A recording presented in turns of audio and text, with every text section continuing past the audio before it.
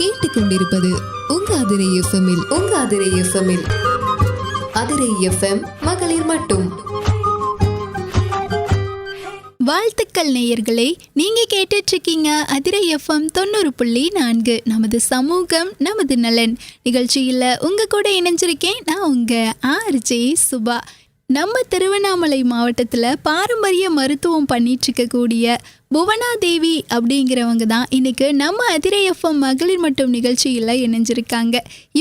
இவங்களுடைய பாரம்பரிய மருத்துவ முறை பற்றியும் இயற்கையாகவே ஆரோக்கியமான உணவு முறை பற்றியும் நிறைய பயனுள்ள தகவல்களை ஷேர் பண்ணிக்க ரெடியாக இருக்காங்க. நேயர்களே, நீங்களுமே ஆரோக்கியமான உணவு முறையை பற்றி தெரிஞ்சுக்க ரெடியாக இருப்பீங்க அப்படின்னு நினைக்கிறேன். ஸோ நிகழ்ச்சியை மிஸ் பண்ணாமல் கடைசி வரைக்கும் தொடர்ந்து கேளுங்க. இப்போ வாங்க நிகழ்ச்சிக்குள்ளே போகலாம். வாழ்த்துக்கள் மேம். உங்களை பற்றி நம்ம நேயர்கள் கூட ஷேர் பண்ணிக்கோங்க. நான் சின்ன கோலாப்படிங்கிற கிராமத்துல திருவண்ணாமலைக்கு பக்கத்துல பிறந்தேன். அதுக்கப்புறம் திருவண்ணாமலையில இப்ப உணவு மூலிகையை பத்தி வைத்தியம் பண்ணிட்டு இருக்கேன். ஓகே மேம், என்ன படிச்சிருக்கீங்க? நான் படிச்சது +2 முடிச்சுட்டு பிசியோதெரப்பி பண்ணேன். அடுத்தது MSc psychology, MBA hospital management, diploma in yoga, diploma in Siddha Ayurveda, MD acupuncture பண்ணியிருக்கேன். இது மெடிசன் ஓரியன்டா. அதுக்கு அடுத்தது பர்சனலா என்ன செல்ஃபா டெவலப் பண்ணிக்கணும் அப்படிங்கிறதுக்காக சிற்ப சாஸ்திரம், அதுக்கு அடுத்தது அஸ்ட்ராலஜி, மியூசிக்கு, பரதநாட்டியமும் பண்ணேன். ஓகே மேம், இவ்வளோ படிச்சுட்டு நேச்சர் நாலேஜை பயன்படுத்தி நாமளும் இந்த மாதிரி ஒரு பாரம்பரிய மருத்துவம் செய்யலாம் அப்படிங்கிற ஒரு எண்ணம் உங்களுக்குள்ள எப்படி வந்துச்சு? சின்ன குழந்தையில இருந்து வந்தது எனக்கு. என்னோட அப்பா என்னோட தாத்தா சுப்பிய பிள்ளைன்ட்டு அவர் என்ன பண்ணியிருக்காரு, அங்க இருக்கிற ஊர் மக்களுக்கு எல்லாமே அவரு தான் வைத்தியம் பண்ணியிருக்காரு. என்னோட அப்பா அவர்கிட்ட சுயநலம் இல்லாம அவருக்கு நிறைய சேவை பண்ணியிருக்காரு. சின்ன குழந்தையில இருந்தே எனக்கு கிடைச்ச நாலேஜ், குட்டி குழந்தையில இருந்தே நான் அதை பயன்படுத்திட்டு வரேன். ஓகே மேம், இயற்கையான மருத்துவம் சார்ந்த நீங்க நிறைய விஷயங்கள் தெரிஞ்சு வச்சிருக்கிறதுனால ஃபர்ஸ்ட் இந்த கொஸ்டின் கேட்குறேன். ஒரு மனிதனுக்கு ஊட்டச்சத்து அப்படிங்கிறது எந்த அளவுக்கு முக்கியம்னு சொல்லுவீங்க? நம்ம பாத்தீங்கன்னா நல்ல நோய் வராம ஒரு உணவுங்கிறது எப்படி இருக்கணும், ஆரோக்கியத்தை மேம்படுத்தக்கூடியதா இருக்கணும், நோய் வராம தடுக்கக்கூடியதா இருக்கணும், நோய் கியூர் பண்றதா இருக்கணும். அதே மாதிரி பாத்தீங்கன்னா பேலன்ஸ் டயட்டா இருக்கணும். எல்லா மனுஷனுக்கும் கார்போஹைட்ரேட்டும் தேவை, ஃபேட்டும் தேவை, மினரல்ஸும் தேவை, புரோட்டீன்ஸ் தேவை. இந்த மாதிரி எல்லா வகையான சத்துக்களும் நிறைஞ்சுதான் ஒவ்வொரு உணவுமே இருக்கணும்.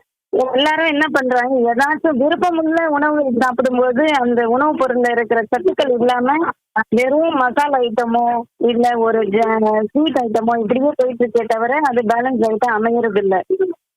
எல்லா வகையான சத்துக்கள்லையும் பாத்தீங்கன்னா நம்ம நாட்டுல இயற்கையாவே பொதிஞ்சு கிடக்குது. இயற்கைக்குன்னே உள்ள மிக சிறந்த பொசிஷன் பாத்தீங்கன்னா இந்தியா. இதுல இலையில இருந்து வேர் வரைக்கும் பாத்தீங்கன்னா ஒரு தாவரத்துக்கும் நமக்கும் நிறைய தொடர்பு இருக்கு. அதோட வேறு தான் நம்ம கால்கள், அதோட வேறு நம்ம மூலாதாரம், அதுல இருக்கிற தண்டுகள் நம்ம தண்டுவடம், அதோட உச்சி நம்ம ஓடு. இந்த மாதிரி ஒவ்வொரு மூலிகையுமே இயற்கையோட சார்ந்து நம்ம சமூலமா நம்ம பயன்படுத்தும் போது அதோட முட்டை சத்துக்களும் நமக்கு கிடைக்குது, பிராண சக்தியோட கிடைக்குது ஃப்ரெஷ்ஷா சாப்பிடும்போது. இதுவே கெமிக்கல் உள்ள ஃபுட் ஐட்டம் சாப்பிடும்போது நமக்கு அந்த மாதிரி கிடைக்கிறது இல்லை. அதனால இதை அறிஞ்சு நமக்கு சமச்சீரான உணவு சாப்பிடணும். உண்மையாவே நீங்க சொல்ற மாதிரி இந்த இயற்கை நமக்கு பெரிய கிஃப்ட் அப்படின்னு சொல்லலாம். அப்படிப்பட்ட இயற்கையான மூலிகைகளை பயன்படுத்தி என்ன மாதிரியான உணவுப் பொருட்களை தயாரிச்சு கொடுக்குறீங்க? மூலிகையை பயன்படுத்தி பார்த்தீங்கன்னா ஹெர்பல் டீ ஐட்டம்ஸ், அதுக்கப்புறம் சூப் வெரைட்டி, பாரம்பரிய அரிசியில ரெடிமிக்ஸ் ஐட்டம், கஞ்சி பொடி, laddu, health mix item, upma, அடை, ரெடிமேட் மிக்ஸ்மா. நீங்க பேசுறதுலயே கண்டுபிடிச்சிடலாம் உணவை பத்தி நீங்க நிறையவே தெரிஞ்சு வச்சிருக்கீங்க. அப்படிப்பட்ட உணவை நாம எப்படி சாப்பிட்றது, எப்போ சாப்பிட்றது, அதே நேரத்துல இந்த உணவு எப்படி நமக்கு மருந்தா வேலை செய்யுது? உணவு மருந்தா பயன்படுதுன்னா நம்ம சாப்பிட்ற உணவு எப்படி, எதனால உயிர் வாழறோம், முதல்ல ஏன் சாப்பிடணும் அப்படி பாத்தீங்கன்னா நமக்கு பஞ்சபூத சக்தி, நம்ம இயற்கையாலதான் உயிர் வாழறோம். நீங்க ஒரு விஷயம் யோசிங்க, உடல்ல உயிர் இல்லைன்னா அது ஜடம்னு சொல்லுவாங்க. நம்ம உடல்ல உயிர் இருக்கிறதாலதான் மனுஷன் சொல்றாங்க. அப்ப அந்த உயிர் ஆற்றல கொடுக்கறது எதுன்னு பாத்தீங்கன்னா உணவு மூலமா பிரபஞ்ச சக்தி இல்ல உள்ளார போகுது, பிராண சக்தி உள்ளார போகுது, பஞ்சபூத சக்தி உள்ளார போகுது. அதனாலதான் நம்ம ஒவ்வொரு நாளும் உயிர் வாழ்ந்துட்டு இருக்கோம். அந்த பஞ்சபூத சக்தி இயற்கையானது. அதனால நீங்க இயற்கை முறையில தயாரிக்கப்பட்ட உணவுகள் தான் பிராண சக்தியை இன்க்ரீஸ் பண்றது, நம்ம உடம்புல நீண்ட நாள் உயிர் வாழறதுக்கும் ஒவ்வொரு செல்லும் ஆரோக்கியமா இருக்கவும் பாதுகாப்போட இருக்கவும் பயன்படுது. நீங்க பாருங்க, ஒரு கிட்னி ஸ்டோனை மனுஷனால தாங்க முடியல, பல வழியில அவசப்படுவான். ஆனா ஒரு தாய் 3 கிலோ குழந்தைய சுமக்கிறா. எப்படி நம்ம பாடியில இருக்கிற இயற்கையை உணர்ந்து நம்ம உணவு எடுக்கணும், அதை எப்படி நம்ம போஷிக்கணும்ன்றது தெளிவா தெரிஞ்சு பயன்படுத்தணும். அதே மாதிரி நோய்க்குன்னு பாத்தீங்கன்னா உணவு எப்படி மருந்தா பயன்படுதுன்னு பார்த்தா, எக்ஸாம்பிள் சொல்றேன். ஒரு குட்டி குழந்தைங்களுக்கு அடிக்கடி சளி வந்துகிட்டே இருக்கு. சளி வந்த குழந்தைக்கு நீங்க மறுபடியும் ஜூஸ் கொடுத்தீங்கன்னா, என்ன ஜூஸ், ஐஸ் போட்டு ஜூஸ் கொடுத்தா சரியாகுமா? அப்ப என்ன விதமான அந்த காலகட்டத்துல என்ன விதமான உணவு கொடுக்கணுங்கிறத தெளிவா தெரிஞ்சு கொடுக்கணும். சளி இருமல் குழந்தைக்கு என்ன பண்ணலாம்? சுக்கு மிளகு திப்பிலி ரசம் வச்சு கொடுக்கலாம், வேப்பம்பூ குழம்பு, மாம்பழம் கொடுக்கலாம், பப்பாளி பழம் கொடுக்கலாம், தூதுவளை தொக்கு கொடுக்கலாம், மாம்பழ பச்சடி கொடுக்கலாம். இது எல்லாமே நோய் எதிர்ப்பு கொடுக்கறதாவும் இருக்கும், கிருமியை நீக்கிறதாவும் அமையும். இந்த மாதிரி நம்ம நோய்க்கு தகுந்த மாதிரியான ஃபுட் ஐட்டம் கொடுக்கும்போது அந்த அந்த குழந்தை வந்து சீக்கிரம் குணமாகும், ஹாப்பியாவும் ஃபீல் பண்ணும். உடனடியா குணமாகறத நம்ம கண் கூட குழந்தைய பார்க்கலாம். பொதுவாகவே உணவு எப்படி மருந்தா பயன்படுது அப்படிங்கிறத ஒரு குட்டி எக்ஸாம்பிளோட புரியக்கூடிய வகையில் சொன்னீங்க. அடுத்ததா, இந்த காலத்தில் சுகர் பேஷண்ட் அதிகமாக இருக்கிறதுனால இந்த கொஸ்டின் கேட்குறேன். சுகர் பேஷண்ட்டுக்கு என்ன மாதிரியான உணவு கொடுத்தா கரெக்டாக இருக்கும்? இப்ப பாத்தீங்கன்னா சுகர் பேஷண்ட்டுக்கு சக்கரை நோய் ஏன் வருது? இந்தியாவில தான் அதிகமா சக்கரை நோய் இருக்குதுங்கிறாங்க. எதனால சொல்ல முடியுமா? அளவுக்கு அதிகமான மனப்பதட்டம் ஒரு காரணம், பாஸ்ட் லைஃப். மூணாவதா பாத்தீங்கன்னா பட்னி இருக்கிறது. ஏர்லி மார்னிங் கிளம்பி ஆபீஸ் போயிடுவாங்க, பட்னியா இருப்பாங்க. Chemical food item, juices, fresh ஜூஸ்ங்கிற பேர்ல அதுல போடுற கெமிக்கல், பழங்கள்ல இருக்கிற கெமிக்கல், காய்கறியில இருக்கிற கெமிக்கல், இது ஆரோக்கியத்துக்கு பதிலா பான்கிரியாஸ பாதிக்கிறதா இருக்கு. அதனால இன்சுலின் டவுன் ஆகுது, நோயோட தன்மை அதிகரிக்குது. இப்ப அந்த மாதிரியான பேஷண்ட்டுக்கு நம்ம என்ன மாதிரி பண்ணோம்? ஆரம்ப காலகட்டத்திலேயே நம்ம ஃபுட்டுலயே ஃபுல்லாவே கியூர் பண்ண முடியும். நல்ல இம்யூனிட்டி நிறைஞ்ச ஃபுட் ஐட்டம் கொடுத்து அவங்களோட பான்கிரியாஸ பலப்படுத்தினா அவங்களுக்கு சுகரே வராத தன்மையை உணர முடியும். வந்துச்சா அதை எப்படி குணப்படுத்துறது அப்படின்னு பாத்தீங்கன்னா, பச்சை காய்கறிகள், சாலட், அடுத்தது பழங்கள் பாத்தீங்கன்னா அதாவது சக்கரை குறைவானது, ஆனா அது டாக்ஸினை ஃபிளஷ் அவுட் பண்றதா இருக்கணும். நம்ம உடம்புல இருக்கிற கழிவு தேக்கத்தை முதல்ல நீக்கணும். ஆர்கன்ஸை பலப்படுத்துற உணவுகளா இருந்துச்சுன்னா ஆரம்ப காலகட்டத்துல சக்கரை நோயை குணப்படுத்தலாம். இன்கேஸ் அதிகமா இருக்கு, நிறைய நாளா ஒரு சக்கரை வியாதி பேஷண்ட்ஸ் இருக்காங்கன்னா சாப்பிடுற மெடிசனோட சைடு எஃபெக்ட்ஸும் இருக்கும் உடம்புல. அதுக்கடுத்தது நோயோட சைடு எஃபெக்ட்ஸும் இருக்கும். நரம்பை தாக்கி இருக்கும், கண்ணை தாக்கி இருக்கலாம், பிரெயினை தாக்கி இருக்கலாம், ஹார்ட்டை தாக்கி இருக்கலாம். அப்ப அந்த கண்டிஷனை உணர்ந்து நம்ம என்னென்ன வகையான ஃபுட்டு சாப்பிட்டா இனி வாழற காலகட்டத்துல இதுல இருந்து விடுபட முடியும் அப்படிங்கறத தெளிவா தெரிஞ்சு அவங்க ஃபுட்டு எடுத்தா நல்லது. அதுக்கு நிறைய உதவுறது பாத்தீங்கன்னா காய்கறி சாலடு, பழக்கூழு, பாரம்பரிய அரிசி வகைகள், அடுத்தது மைக்ரோ நியூட்ரியன்ஸ் உணர்ந்த சிறுதானியங்கள் ரொம்ப ரொம்ப பயன்படுது, நல்ல விதமா பயன்படுது. அதுக்காக என்னன்னா, இது ஏன் நான் இதை பயன்படுத்துறேன்னா, ரெடிமிக்ஸ் ஐட்டம் அவங்களுக்கு ஈஸி டு குக்கா இருக்கிறதால அவங்களுக்கு ஈஸியா குக் பண்ணி சாப்பிடவும் முடியும். அவங்க பட்னி இருக்க வேண்டிய அவசியமும் இல்லை. கிளைசிமிக் இண்டெக்ஸ் வேல்யூ கம்மியா இருக்கிறதால அவங்க எவ்வளவு ஓரளவுக்கு வயிறார சாப்பிட முடியும். அதனால அவங்களுக்கு வயிறு நிறைஞ்ச ஃபீலிங்கும் இருக்கும். இப்ப இதே ஒரு லக்ஸரியான ஃபுட்டுன்ட்டு எதையாச்சும் ஒண்ணு சாப்பிட்றாங்கன்னா அது கொஞ்சம் சாப்பிட்டா கூட கேலரி ரைஸ் ஆயிடுது. அடுத்தது பாத்தீங்கன்னா கிளைசிமிக் இண்டெக்ஸும் அதிகமாயிடுது. ஈவன் பாத்தீங்கன்னா ஒரு வள்ளிக்கிழங்கு, மாம்பழத்தை கூட சாப்பிட முடியும். எப்ப போஸ்ட் பிராண்டல் சுகர் பிலோ 140 இருக்கும்போது அவங்க அதை சாப்பிட்டாங்கன்னா அதுல இருக்கிற பிராண சக்தி அவங்களோட பான்கிரியாஸை பலப்படுத்துறது தான் அமையுது. இதனால இது உணவே மருந்துன்றதால எந்த மெடிசனும் சாப்பிடக்கூடாதுன்றது அவசியம் இல்லை. அவங்க எல்லா மெடிசனும் சாப்பிடணும். அந்த மெடிசனோட சைடு எஃபெக்ட்ஸ்ல இருந்தும் வெளியில வரணும். மெடிசனோட அளவை குறைச்சி ஆரோக்கியத்தை இன்க்ரீஸ் பண்றதா அமையணும் எந்த ஃபுட்டா இருந்தாலும். தாத்தா பாட்டி காலத்தில் இருக்க இந்த பாரம்பரிய மருத்துவத்தை கையில் எடுத்து ரொம்ப சூப்பரான முறையில் பண்ணிகிட்ருக்கீங்கன்னு சொல்லலாம். அதே நேரத்தில் இது மூலமாக நிறைய மூலிகை உணவுகளையுமே கொடுத்துட்ருக்கீங்க. ஸோ இந்த மாதிரி ஒரு மூலிகை உணவுகளை கொடுக்கலாம் அப்படிங்கிற ஒரு தாட் உங்களுக்குள்ள எப்படி வந்துச்சு? அதுக்கான காரணம் என்ன? இது ஃபர்ஸ்ட் எல்லா ஜனங்கள்கிட்டையும் சொல்லுவேன், கண்டாமினேட்டட் ஆயில் பயன்படுத்தாதீங்க, கெமிக்கல் உள்ள ஃபுட் ஐட்டம் நிறைய பயன்படுத்தாதீங்கன்னு சொல்லுவேன். ஆனா அவங்களால அந்த ஃபாஸ்ட் லைஃப் இருக்கிற நம்ம காலகட்டத்துல அவங்களால போய் வாங்கவும் முடியாது. ஒரு ஆயில் மிஷின்ல போய் நிறைய நேரம் ஒரு மணிலா பயிர் கொடுத்தோ இல்ல எள்ளை கொடுத்தோ தேங்காயை கொடுத்துட்டோ உட்கார்ந்துருக்க முடியாது. வாங்குறது எங்கன்னு தெரியாது. ஸோ இந்த மாதிரியான கட்டத்துல நான் என்ன இதுல எப்படி இதை கத்துக்கிட்டேன்னா, இறை எறிவால இப்ப பாத்தீங்கன்னா கிரவுண்ட்நட்ஸ் இருக்கு, மணிலா பயிர் இருக்கு. அது அது வேர்ல தான் அதோட சக்தியை சேமிக்குது.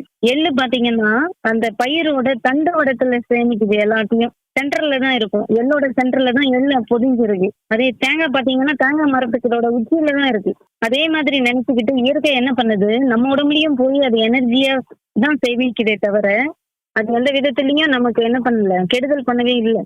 அக்ரூட் பாருங்க, மூளை மாதிரி இருக்கு. பப்பாளி எடுத்துக்கோங்க, கண்ணை மூடிக்கிட்டு நீங்க பப்பாளி பழத்தோட பீஸ் சாப்பிட்டீங்கன்னா அது கண்ணுக்குள்ளார சில்லுன்னு இருக்கிறது தான் முதல்ல பார்க்க முடியும். மற்ற இடத்துல போறதை விட கண்ணுக்கு தான் அதிகமா தெரியும். இது எல்லாமே அதுக்குள்ள இருக்கிற மேக்னெட் எனர்ஜி. நம்ம பாக்குறது வெறும் அது பப்பாளி காயா பாத்தீங்கன்னா அது காய் தான். ஆனா அதுக்குள்ளார இருக்கிற சூக்ஷ்மத்தை பார்க்கணும். அந்த சூக்ஷ்மம் பார்க்கும்போது நம்ம உடம்புல இருக்கிற எவ்வளவு பெரிய பிரச்சனையா இருந்தாலும், இப்போ ஒரு பொருள் ஆரோக்கியமா இருக்குதுன்னா அது எப்படி நோய்வாய்ப்படும்? ஏன் இன்னைக்கு இன்ஃபெர்டிலிட்டி அதிகமா வருது? அதிகமான மசாலா பொருள் சிஸ்ட் ஏன் வருது? கர்ப்பப்பையில சிஸ்ட் எங்க பாரு ஸ்கேன்ல பாத்தீங்கன்னா சிஸ்ட் தான் வருது. இது எல்லாத்துக்கும் காரணம் நம்ம இப்ப இருக்கிற உணவு முறையில இருக்கிற கண்டாமினேஷன். அது கெமிக்கல் கண்டாமினேஷனா இருக்கலாம், இல்ல மனிதனால் ஏற்படுத்துற கண்டாமினேஷனாவும் இருக்கலாம். அப்ப அதை நம்ம பேலன்ஸ் பண்ணோம்னா தண்ணியில இருந்து என்ன ஸ்நாக்ஸ் ஃபுட் ஐட்டம் எது சாப்பிட்டாலுமே அதுல நம்ம ஆராய்ச்சி பண்ணி சாப்பிட்றது தான் நல்லது. இதுதான் எனக்கு ஜனங்களுக்கு இத கண்ணுல பார்த்து பார்த்து சரியான ஒரு விஷயம் கிடைக்கல. அப்ப என்னையும் என் ஃபேமிலியும் காப்பாற்றணும். வேர்ல்ட் இஸ் மை ஃபேமிலின்னு நான் நினைக்கிறேன். என்னை சார்ந்து இருக்கிறவங்களையும் சரி பண்ணணும்னா நம்மளே அது இருந்தாதான் அதுல அந்த சூப்பர்விஷன்ல இருக்கும்போதுதான் நம்ம அதை பர்ஃபெக்ஷனா கொடுக்க முடியும்னு நம்பினேன். அதனால இயற்கையை நம்பி இந்த வேலை பண்ணிட்டு இருக்கேன். எல்லாருக்குமே பயன் தரக்கூடிய வகையில ஒரு சூப்பரான தகவலை இப்போ ஷேர் பண்ணீங்க. இன்னுமே உங்களுடைய இந்த வளர்ச்சிக்கு ஃபியூச்சர்ல இதெல்லாம் இருந்தா நல்லா இருக்கும், இதெல்லாம் செய்யணும் அப்படிங்கிற ஒரு புது ஐடியா, அப்புறம் அடுத்த கட்ட பிளானிங்கிறதெல்லாம் இருக்கா? இதுல என்னன்னு பாத்தீங்கன்னா, இயற்கை முறையில தயாரிச்ச உணவுகள் பாத்தீங்கன்னா சீக்கிரம் கெட்டு போகுது. அது கெடாம அதோட செல்ஃப் லைஃபை இம்ப்ரூவ் பண்றதுக்கு என்னென்ன யுக்தி இருக்கு, டெக்னாலஜிக்கலா என்ன இருக்கு, அதெல்லாம் நிறைய ஆராய்ச்சி பண்ணிட்டு இருக்கேன். அது இல்லாம நிறைய லேடிஸ் இருக்காங்கல்ல, கிராமத்துல இருந்து இருக்கிறவங்க, அவங்க எல்லாம் வெளியில வரணும். வெளியில தனக்கு தெரிஞ்ச விஷயத்த ஷேர் பண்ணி நமக்கு எல்லாருக்கும் உணர்த்துற மாதிரி பண்ணணும். அதை நினைக்கிறேன். அதே மாதிரி இப்ப சேவ் சீடர்ஸ் இருக்காங்க, உணவுப் பொருள்லயும் இருக்காங்க, அடுத்தது ஹெர்பல்லையும் இருக்காங்க. ஸோ அந்த மாதிரியான குழுவுல இணைஞ்சு நம்மளால முடிஞ்சது இனி பிறக்க போற குழந்தைங்க, உலகத்துல என்ன குழந்தைங்க பிறகுதோ அத்தனை குழந்தைங்களுக்கும் நான் சேவை செஞ்சு ஒரு துளி சேவை செஞ்சா கூட அது எனக்கு பெரிய சந்தோஷம். உங்களுடைய இந்த அடுத்த கட்ட பிளான் சக்சஸ் ஆகிறதுக்கு அதிரை எஃப்எம் சார்பா பெரிய பெரிய வாழ்த்துக்களை தெரிவிச்சுக்கிட்டோம்.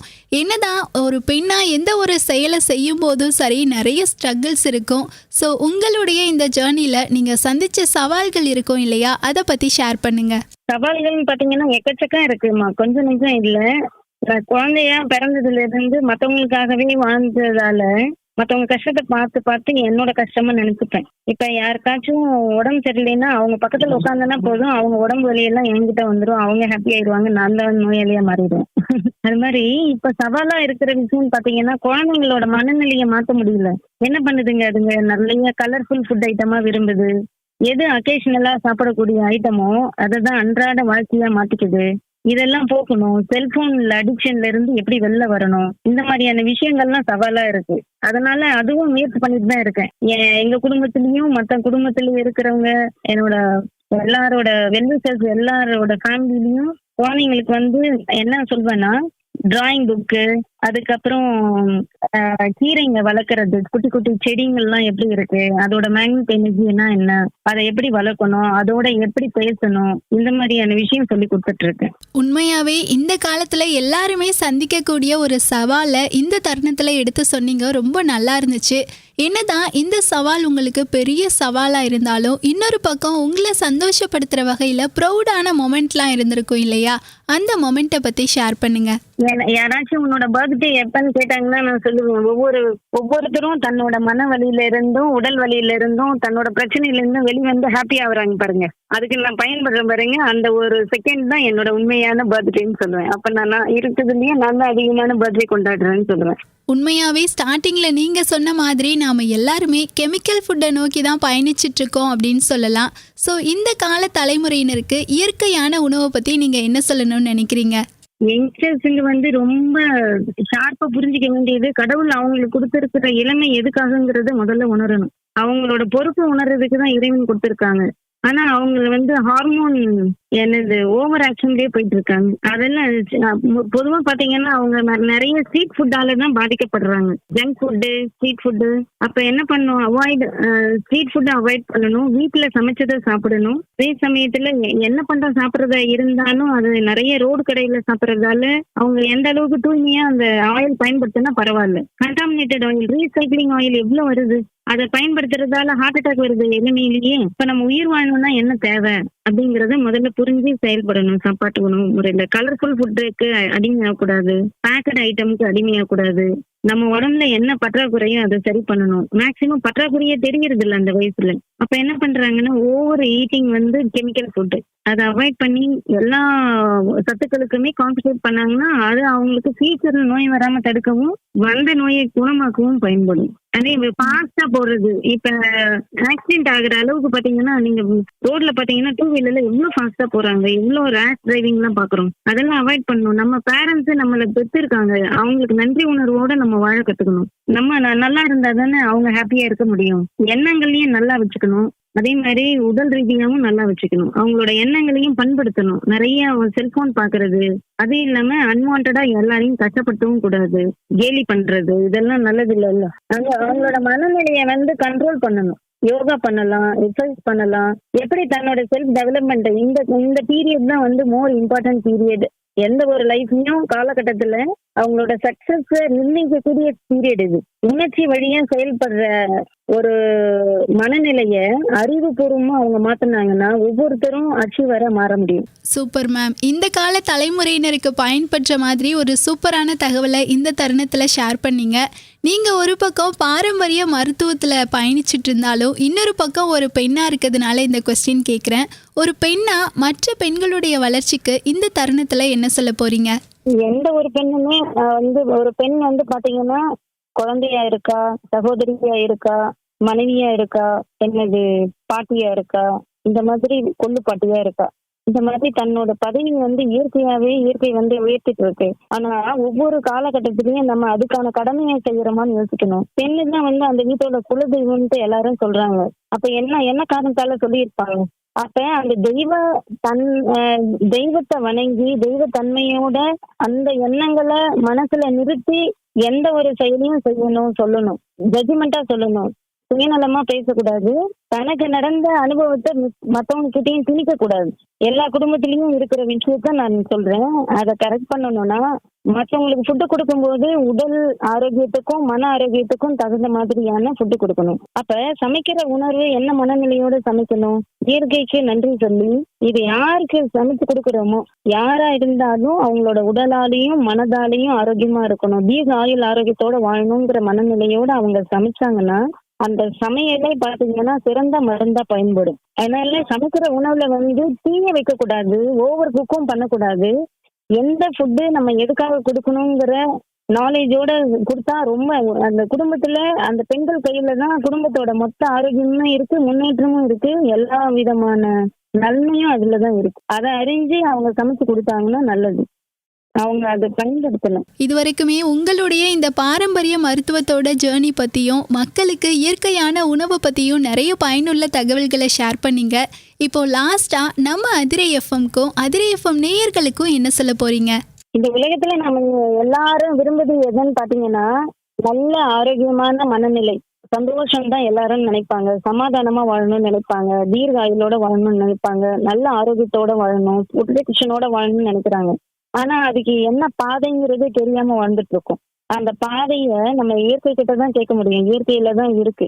அதனால ஃபுட்டுலயா இருக்கட்டும், ஒரு மூலிகையா இருக்கட்டும், எல்லாமே அனலைஸ் பண்ணி நம்ம சாப்பிடணும். அதோட குவாலிட்டி அறிஞ்சு சாப்பிடணும். வெறும் அட்ராக்ஷன்ல வாழக்கூடாது. அதனால லாங் ஹெல்த்தி லைஃபுக்கு ஏற்றது எதுவோ அதுதான் நம்ம தேர்ந்தெடுத்து உண்ணணும். இதுல உணவு துறையிலையும் ஹெர்பல் துறையிலையும் அவங்களுக்கு என்ன தெரியுதோ அதை சீட்ஸ் எல்லாம் சேகரிக்கிறவங்க இருக்காங்க. ஃபுட்டு ஐட்டம்ஸ், ஹெர்பல் ஐட்டம்ஸ், அந்த மாதிரி ஆளுங்கள்லாம் நல்ல தெளிவா தெரிஞ்சவங்க இதை ஷேர் பண்ணி அந்த குரூப் ஏதாச்சும் இருந்துச்சுன்னா அந்த குரூப்ல என்னையும் ஜாயின் பண்ணணும். உலக அளவுல நம்ம எல்லாரும் சேர்ந்து ஒட்டுமொத்தமா பயன்படணும். வேர்ல்ட் இஸ் அவர் ஃபேமிலி அப்படிங்கிற எண்ணத்தோட நம்ம செயல்பட்டோம்னா இந்திய நாடு ஒரு வளமிக்க நாடா இருக்கும். ஆரோக்கியமான நாடு, தீர்க்க ஆயுளோட வாழது, எல்லாத்துலயும் நம்பர் 1 உள்ள ஒரு சமூகமா இருக்கும்ன்றத நான் கடவுளால நம்புறது. நேயர்களே, நம்ம அதிரை எஃப்எம் மகளிர் மட்டும் நிகழ்ச்சியை மிஸ் பண்ணாமல் தொடர்ந்து கேட்டிருப்பீங்க அப்படின்னு நினைக்கிறேன். நம்ம திருவண்ணாமலை மாவட்டத்தில் பாரம்பரிய மருத்துவம் பண்ணிட்டு இருக்கக்கூடிய புவனா தேவி அப்படிங்கிறவங்க தான் இன்னைக்கு நம்ம கூட அதிரை எஃப்எம் மகளிர் மட்டும் நிகழ்ச்சியில் இணைஞ்சு பாரம்பரிய மருத்துவத்தை பற்றியும் ஆரோக்கியமான உணவு முறை பற்றியும் நமக்கு புரியக்கூடிய வகையில் நிறைய பயனுள்ள தகவல்களை ஷேர் பண்ணாங்க. இவங்களுக்கு நம்ம அதிரை எஃப்எம் சார்பாகவும் நேயர்கள் சார்பாகவும் பெரிய பெரிய வாழ்த்துக்களை தெரிவிச்சுக்கலாம். இப்போ நிகழ்ச்சியிலிருந்து விடைபெற போகிறேன். நான் உங்கள் RJ சுபா. இதனை பொதுநலன் கருதி வெளியிடுவோர் அதிரை பண்பலை 90.4. நமது சமூகம் நமது நலன். நேயர்களே, நம்ம அதிரை எஃப்எம் மகளிர் மட்டும் நிகழ்ச்சி பற்றிய கருத்துக்கள், விமர்சனங்களை எங்க கூட ஷேர் பண்ணிக்கணும் அப்படின்னு நினைச்சிங்கன்னா 7373776904 என்ற இந்த எண்ணுக்கு கால் பண்ணியோ அல்லது வாட்ஸ்அப் மூலமாகவோ தெரிவிக்கலாம். நீங்கள் கேட்டுக்கொண்டிருப்பது உங்க அதிரை எஃப்எம்மில் அதிரை எஃப்எம் மகளிர் மட்டும்.